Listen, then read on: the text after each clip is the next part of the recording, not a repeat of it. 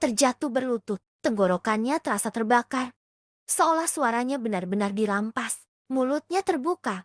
Dadanya naik turun tak beraturan. Tapi yang keluar hanya udara dingin bercampur bau melati yang semakin pekat. Bayangan Maya bergerak satu langkah mendekat. Lantai berderit pelan.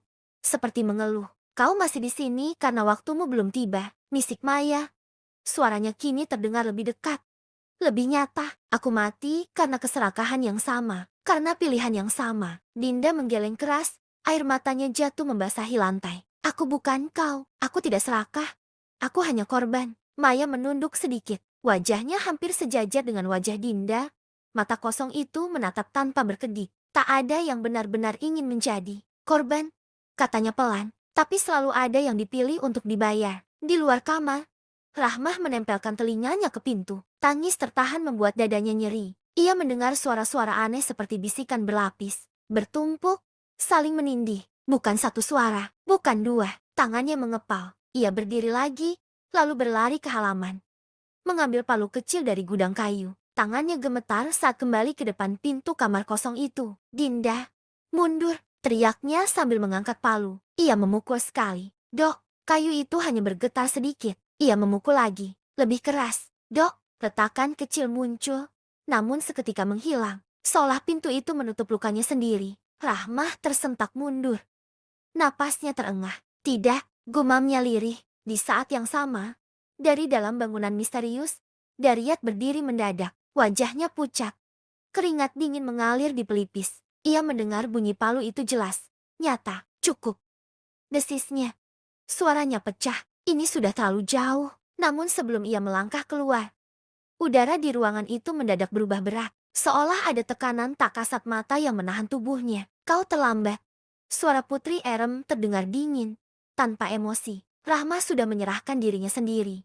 Daryat menoleh ke arah sudut ruangan. Untuk pertama kalinya, sosok itu menampakkan diri setengah wujud. Bayangan berkebaya tua, rambut disanggul rapi, matanya hitam legam tanpa putih. Dari pinggang ke bawah, berwujud ular hitam dengan sisik mengkilap. Aku tak pernah menyerahkan nyawa.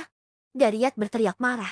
Aku ingin keluargaku aman. Putri, kau lupa dengan janjimu di awal, bahwa keluargaku akan aman. Putri Erem tersenyum tipis. Tak ada pelindungan tanpa tumbal. Di kamar kosong, Dinda merasakan dadanya sesak. Tangannya mencengkeram lantai. Kuku-kukunya patah. Pandangannya berkunang-kunang. Bayangan Maya kini berdiri tepat di belakangnya terpantul samar di dinding hitam. Aku dulu juga memohon. Bisik Maya di dekat telinganya. Tak ada yang mendengar. Rahmah kembali memukul pintu dengan sisa tenaga. Dok, dok, dok, ya Allah. Tolong. Suaranya habis. Tiba-tiba, ketukan dari dalam terdengar lagi. Lebih keras, lebih dekat. Dok, dok, dok. Rahmah membeku. Tangannya berhenti di udara. Dinda, panggilnya lirih. Penuh harap. Namun yang menjawab bukan suara Dinda. Belum waktunya. Suara perempuan itu keluar dari balik pintu datar. Tua, penuh ejekan. Rahmah mundur terhuyung. Hampir jatuh, kakinya terasa mati rasa. Di dalam kamar, Dinda menjerit dalam diam. Bayangan Maya perlahan menyatu dengan dinding, meninggalkan jejak hitam seperti bekas tangan yang terbakar. Gelap menelan segalanya. Gelap itu tidak datang sekaligus. Ia merambat perlahan, seperti tinta yang menetes di air bening mula-mula tipis, lalu menebal, hingga tak ada lagi yang tersisa selain hitam. Dinda terkapar di lantai dingin. Tubuhnya kaku. Napasnya tinggal sisa-sisa pendek yang tersendat. Kulitnya kini sepenuhnya menghitam, seperti arang basah. Sementara urat-urat di lehernya menonjol biru keunguan. Dari sela bibirnya, cairan hitam menetes, berbau amis bercampur melati busuk. Rahmah terjatuh di depan pintu. Palu terlepas dari genggamannya. Tubuhnya bergetar hebat. Seolah ada sesuatu yang merayap di dalam tulangnya. Matanya terbelalak saat kulit tangannya mulai dipenuhi bercak hitam yang sama. Astagfirullah, bisiknya.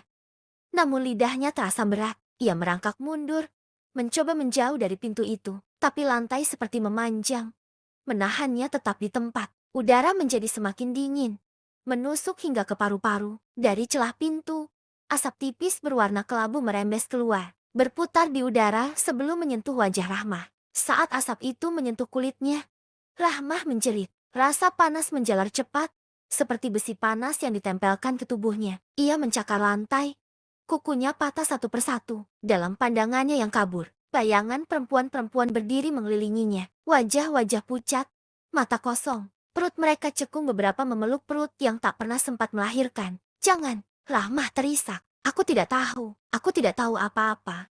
Salah satu bayangan mendekat. Rambutnya panjang menutupi wajah. Namun Rahmah tahu itu Maya. Senyum tipis terukir di wajahnya yang retak-retak. Kami juga tidak tahu, kata Maya lirih. Kami hanya menuruti. Di rumah utama, Daria tersungkur ke lantai. Tekanan itu kini semakin kuat. Menindih dadanya hingga ia nyaris tak bisa bernapas. Ia memukul lantai dengan tinjunya. Darah mengalir dari buku-buku jarinya. Hentikan, teriaknya parau. Ambil aku saja, lepaskan mereka. Putri Era melangkah mendekat. Tubuh ularnya melata pelan. Sisik-sisiknya bergesekan dengan lantai, menimbulkan suara mendesis yang membuat bulu kuduk berdiri. Kau terlalu terlambat memilih, katanya datar. Perjanjian sudah berjalan. Ia mengangkat tangannya. Udara bergetar. Di kamar kosong, tubuh Dinda terangkat perlahan dari lantai. Punggungnya melengkung tidak wajar. Kepalanya terkulai ke belakang. Dari mulutnya keluar jeritan tanpa suara. Sementara bayangan-bayangan hitam merambat dari dinding, melilit tubuhnya seperti akar. Teh, liris suara itu keluar. Nyaris tak terdengar. Rahmah mendengarnya. Dengan sisa tenaga, Rahmah memaksa bangkit. Tubuhnya terasa bukan miliknya lagi. Langkahnya tertatih mendekati pintu.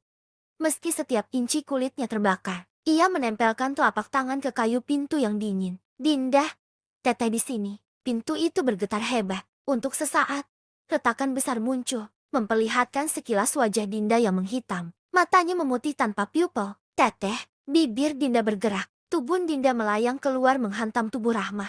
Keduanya mengadu kesakitan. Dinda, suara Rahman Paro menahan sakit. Teteh, keduanya saling berpelukan seakan ingin saling melindungi. Daryat yang berlari masuk, hanya bisa terpaku menyaksikan itu semua. Di rumah utama, Putri Era menoleh ke arah Daryat. Senyum tipis kembali terukir di bibirnya. 2 jiwa untuk 1 perlindungan, katanya pelan. Itulah harga yang dulu kau setujui, meski kau pura-pura lupa. Daryat menjerit. Suara lelaki yang kalah oleh kesalahannya sendiri. Tidak Putri, lepaskan mereka, bawa aku ke alammu sebagai ganti. Bersambung. Sampai di sini dulu ya. Aku Dewi SMD akan kembali hadir besok masih bersama novel horor dan misteri, novel audio. Dan tentunya masih bersama Bermadukan Jin. Akhir kata aku Dewi SMD undur diri. Assalamualaikum warahmatullahi wabarakatuh. Sampai jumpa besok ya.